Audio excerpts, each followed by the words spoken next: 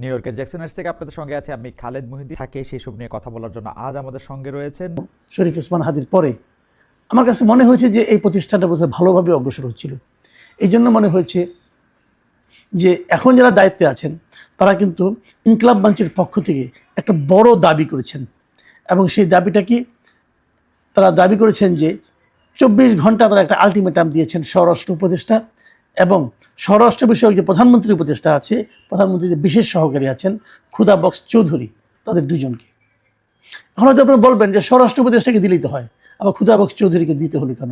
না, দিতে হলো, দেওয়াটা দরকার ছিল এই কারণে যারা স্বরাষ্ট্র মন্ত্রণালয় সম্বন্ধে খোঁজখবর রাখেন, যারা বাংলাদেশের পুলিশ বিভাগ সম্পর্কে খোঁজখবর রাখেন, এবং অনেক লোকের সঙ্গে আমার কথা হয়েছে, তারা আমাকে যে কথাটা বলেছেন যে স্বরাষ্ট্র উপদেষ্টা একটা সহজ সরল টাইপের মানুষ।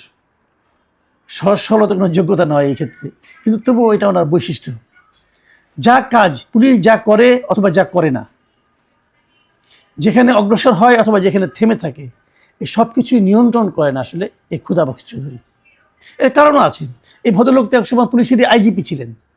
পুলিশের এই সাবেক আইজিপিকেই তো প্রধান উপদেষ্টা তার বিশেষ সহকারী বানিয়েছেন এগুলিকে হেল্প করার জন্য, এবং এই জন্যই উনি বেসিক্যালি পুলিশকে, আইন শৃঙ্খলা বাহিনীকে নিয়ন্ত্রণ করেন। এ ধরনের কথা অনেকের কাছ থেকে আমি শুনেছি।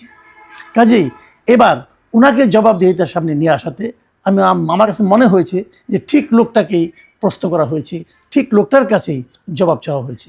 এবং আমার মনে হয় এবার হয়তো কিছু হতেও পারে। 24 ঘন্টা আলটিমেটাম, ঠিক আছে, দেখি কি হয়। তারা কি বলেছে? তারা বলেছেন যে এই 24 ঘন্টার মধ্যে ধরতে হবে যে কারা হত্যাকারীকে ধরতে হবে এবং হত্যার কারণটা উদ্ঘাটন করতে হবে। এবং তারপর তারা আরও জানিয়ে, তারা খুদা বক্স চৌধুরীকে, ব্যক্তিগতভাবে খুদা বক্স চৌধুরীকেই তারা দাবি জানিয়েছে ইনকিলাব মঞ্চের নেতারা, যে গত এক সপ্তাহে পুলিশ কি কি কাজ করেছে তার হিসাবও জনগণকে দিতে হবে, প্রকাশ করতে হবে। মানে গত এক সপ্তাহে আইন শৃঙ্খলা বাহিনী অথবা খুদা বক্স চৌধুরীর নেতৃত্বে পুলিশ বাহিনী তারা এই ওসমান হাদির হত্যাকারীকে ধরার জন্য অথবা হত্যা রহস্য উদ্ঘাটনের জন্য কি কি কাজ করেছেন তার হিসাব তারা চেয়েছেন। আমি জানি না কি হবে, তবে তারা এটাও বলেছেন যে 21শে ডিসেম্বর মানে রবিবার বিকেল 5:15টায় তারা আবার শাহবাগে মিলিত হবেন, এবং এ সময়ে সরকারের পক্ষ থেকে কী কী পদক্ষেপ নেওয়া হলো এবং কোন কোন পদক্ষেপকে তারা গ্রহণযোগ্য মনে করছেন, কোনটাকে মনে করছেন না, তার ব্যাপারে তারা পরবর্তী কর্মসূচি কী হবে সেটাও দেবেন। আমি আশা করব যে তাদের এই আলটিমেটাম সরকার সিরিয়াসলি নেবে, আর না নিলে যে আন্দোলনটা হওয়ার কথা সে আন্দোলনে সবাই যাতে থাকেন এই অনুরোধ আমি করব। এখন আমি আরেকটা কথা বলি, যে কথাটা নাকি বলা আমি দুদিন ধরে বলছিলাম, ওটা নিয়েও, যে এই যে শরীফ ওসমান হাদি তার মৃত্যুকে কেন্দ্র করে এই যে মিডিয়াতে আক্রমণ করা, প্রথম আলোকে আক্রমণ করা। আচ্ছা, ব্যক্তিগত জীবনে আমি আবার বলেছি আপনাদেরকে যে শরীফ ওসমান হাদির সঙ্গে আমার ব্যক্তিগতভাবে পরিচয় ছিল, যোগাযোগ ছিল, আমরা মাঝে মাঝে কথা বলতাম। আমি কিন্তু হাদিকে পছন্দ করতাম, আমি বারবার বলেছি পছন্দ করতাম। কেন করতাম তার একটা নমুনা আজকে আপনি দিচ্ছি, যে এই যে জুলাই আন্দোলনে যারা ছিলেন তাদের অনেকের মধ্যে আপনি দেখবেন এক ধরনের অ্যারোগেন্সি কাজ করেছে, কিন্তু হাদির অ্যারোগেন্সির মধ্যে পার্থক্য ছিল, সে যে কথাটা বলতো লজিক দিয়ে বলতো, এবং তার অ্যারোগেন্সির মধ্যে আমি অন্ধত্ব কম দেখেছি। উদাহরণ দেব বলি, এই যে আজকে পরশুদিন যেটা হলো যে আপনার প্রথম আলোকে পুড়িয়ে দেওয়া হলো, ডেইলি স্টারে আগুন দেওয়া হলো, আপনাদের মনে আছে প্রথম আলোর সামনে একবার এই ধরনের কিছু মোল্লা টাইপের লোক জড়ো হয়েছিল ওই আমেরিকার নিউ ইয়র্কে থাকা পলাতক ব্যক্তিটার আহ্বানে, এবং তার সঙ্গে সেখানে এই যে প্যারিসের আরেকজন ছিল, তারা সেখানে জিয়াফতের আয়োজন করেছিল, জিয়াফত করবে। এই প্রসঙ্গে আপনারা কি মনে করতে পারবেন শরীফ ওসমান হাদি কি বলেছিলেন? আপনি ইউটিউবে যান, ইউটিউবে যে শরীফ ওসমান হাদির নাম দিয়ে বাংলায় লিখে প্রথম আলো লিখে আপনি সার্চ দেন, পেয়ে যাবেন। কি বলেছিল আমি সেটাকে আপনাকে একটু পড়ে শোনাই, আমি ওনার কাছ থেকে হুবহু নিয়েছি। তিনি প্রথম আলো প্রসঙ্গে বলেছিলেন যে বাংলাদেশের প্রত্যেকটা পত্রিকার একটা আইডিওলজি আছে, প্রথম আলোর সামনে যারা দাঁড়িয়েছে আমরা কি তাদের পক্ষে দাঁড়িয়েছি? আমি বলি না। আপনি পারলে প্রথম আলোর বিপক্ষে আরও 10টা প্রথম আলো তৈরি করেন, তার অফিসের সামনে আপনার কাজটা কি? আমরা এই কথা বলেছি। এই হলো শরীফ ওসমান হাদি। এই মব করাটাকে উনি পছন্দ করেন নাই। যারা মব ক্রিয়েট করেছে এভাবে একটা পত্রিকার সামনে দাঁড়িয়ে সেখানে জিয়াফত দিয়েছেন, গরু জবাই করার কথা বলেছেন, গরু জবাই করেছেন, এই প্রক্রিয়াটাকে, এই আচরণটাকে শরীফ ওসমান হাদি পছন্দ করতেন না, এবং সেটা যে করতেন না এটা উনি প্রকাশ্যে বলেছেন। অথচ তার মৃত্যুর পর, তার এই মৃত্যুকে কেন্দ্র করে এই মববাজরা এবার কোনো দাঁড়ায় নাই, আগুন দিয়ে পুড়িয়ে দিয়েছে।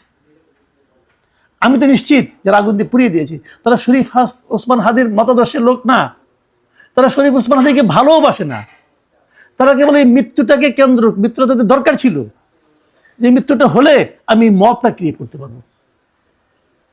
তাদের কাছে শরীফ ওসমান হাদি একটা টুলস, এই বললাম না বলির পাঠা, শরীফ ওসমান হাদি ছিল এদের কাছে বলির পাঠা।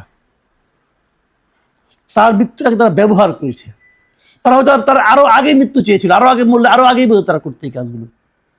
এই লোকগুলি নৃশংস, এই লোকগুলো দেশে একটা বিশৃঙ্খলা তৈরি করতে চায়, এরা করতে চায়, এবং এদেরকে যারা করায় উৎসাহ দেয় তারাও করতে চায়।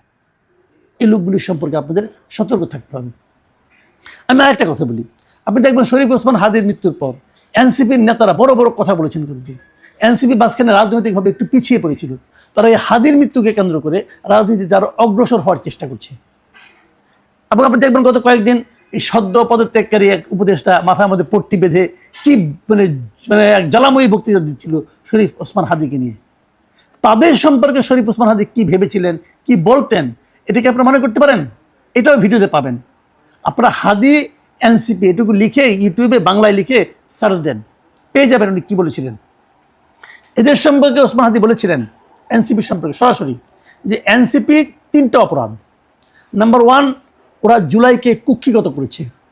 ঠিক 71-এ মুক্তিযুদ্ধে যেভাবে আওয়ামী লীগ মুক্তিযুদ্ধকে কুক্ষিগত করেছে, তেমনি এনসিপি জুলাইকে কুক্ষিগত করেছে। এই জুলাইকে কুক্ষিগত করার কারণে তারা দ্বিতীয় যে কাজটা করেছে, অনেকেই তারা দুর্নীতিগ্রস্ত হয়েছে।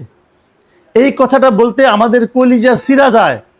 আজ থেকে 10 মাস আগে যে ছেলেটাকে দেখেছি সারা গায়ে আঘাতের চিহ্ন, সেই ছেলেটা, সেই সব ছেলে মেয়ে কীভাবে মাত্র 8-10 মাসের মধ্যে কোটি টাকার মালিক হইতে পারে, এই চিন্তায় আমাদেরও ঘুম আসে না। এই কথা কিন্তু শরীফ ওসমান হাদি বলেছেন। আপনি ইউটিউবে সার্চ দিয়ে দেখেন ভাই, এটা বানাই বানাই বলছি না। এরপরে আরও অনেক কথা বলেছেন।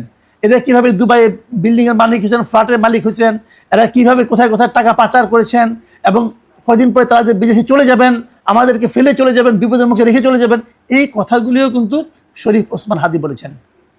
এখন দেখবেন তাদের কান্নার শেষ নাই, তাদের বক্তব্যের শেষ নাই যে শরীফ ওসমান হাদি তাদের ভাই মারা গেছে, কি কান্না। তারাও শরীফ ওসমান হাদির এই মৃত্যুটাকে ব্যবহার করছে। তারা যদি শরীফ ওসমান হাদিকে ভালোই বাসত, তাহলে ওই সমস্ত অপকর্ম করার আগে 3 বার চিন্তা করতো যে কাজটা আমার করা ঠিক হবে কিনা। তারা কেউ চিন্তা করে নাই। শরীফ ওসমান হাদি এদের সঙ্গে ছিলেন না, তিনি এদেরকে সমালোচনা করতেন। উনি যাদের সবচেয়ে বেশি সমালোচনা করতেন, সেই লোকগুলি এখন তার সবচেয়ে বড় প্রেমিকে পরিণত হয়েছে। নানা ঘটনা ঘটাচ্ছে নিজেদের সুবিধা লাভের জন্য, নিজেদের রাজনৈতিক ফয়দা লোটার জন্য। এইভাবে জিনিসটাকে দেখেন। হাদিকে শ্রদ্ধা করতে চান, হাদির কথাগুলো শুনে সেইভাবে শ্রদ্ধা করেন। হুজুকে মাতেন না, হুজুকে মাতলে ওই যারা তাকে নিয়ে রাজনীতি করতে চায় তাদের ফয়দা হবে, আপনার কোনো ফয়দা হবে না। আমি বারবার এই কথাটাই বলার চেষ্টা করছি। সমস্ত সমস্যার সমাধান হয়ে যাবে যদি হাদির খুনিকে ধরা যায়, এবং যদি জানা যায় কে তাকে পে করেছে, কে তাকে দিয়ে খুনটা করিয়েছে। হাদির ফ্যামিলি প্রশ্ন করেছে মাত্র 5-6 ঘন্টার মধ্যে, 6-7 ঘন্টার মধ্যে এই লোকগুলি সীমান্ত পার হয়ে গেল কিভাবে? নিশ্চয়ই তাদের ওখানে লোক ছিল। দেখুন, জুমার নামাজের পরে 2টার দিকে হাদি খুন হয়েছে। 2টার পরে আমি 7 ঘন্টা, রাত 9টার সময় কি সীমান্ত খোলা ছিল? তারা কিভাবে গেলেন? কেন কেউ ধরতে পারলো না? এবং তারা বাইরে চলে যাওয়ার পরে সঙ্গে সঙ্গে বিদেশ থেকে এক সাংবাদিক কি করে জানলো? তার কাছে তথ্য কে পাঠিয়েছে? যারা পাঠিয়েছে তারা কি তাদের ঊর্ধ্বতন কর্তৃপক্ষকে পাঠায় নাই? তারা কেন ব্যবস্থা নিল না? কার নির্দেশে, কার ইঙ্গিতে? এগুলো সব বুঝতে হবে। ওই যে বলা হচ্ছে না, এই আন্দোলনের পরে যে গুপ্ত এক পার্টি থেকে আরেক পার্টির মধ্যে গুপ্ত হয়ে থাকে, সেই গুপ্তরা কিন্তু কেবল আওয়ামী লীগের গুপ্ত ছিল তা তো না ভাই। তারা সব জায়গায় গুপ্ত, যে গুপ্ত থাকতে পারে তারা সব জায়গায় গুপ্ত থাকতে পারে। গুপ্ত অবস্থায় কে কোথায় আছে তার অনুসন্ধান করাটা এখন জরুরি হয়ে গেছে। কারণ একটা কথা মনে রাখবেন, যদি হাদির বিচার যথাযথ না হয় এই দেশে, তাহলে কিন্তু এই ধরনের অপরাধ কমবে না, বরং বাড়তেই থাকবে। এবং অপরাধ বাড়লে তার প্রভাব জাতি হিসেবে আমাদেরকেও বহন করতে হবে। প্রিয় দর্শক, আমরা আশা করব এই আলটিমেটাম অনুযায়ী কাজ হবে এবং সরকার ব্যবস্থা নেবেন। এখন এই পর্যন্তই। আল্লাহ হাফিজ। দর্শক, সম্পূর্ণ ভিডিওটি দেখলেন, আশা করি বিষয়টি বুঝতে পেরেছেন। এই নিয়ে আপনার গুরুত্বপূর্ণ মন্তব্যটি অবশ্যই কমেন্ট বক্সে জানিয়ে দিবেন। ধন্যবাদ।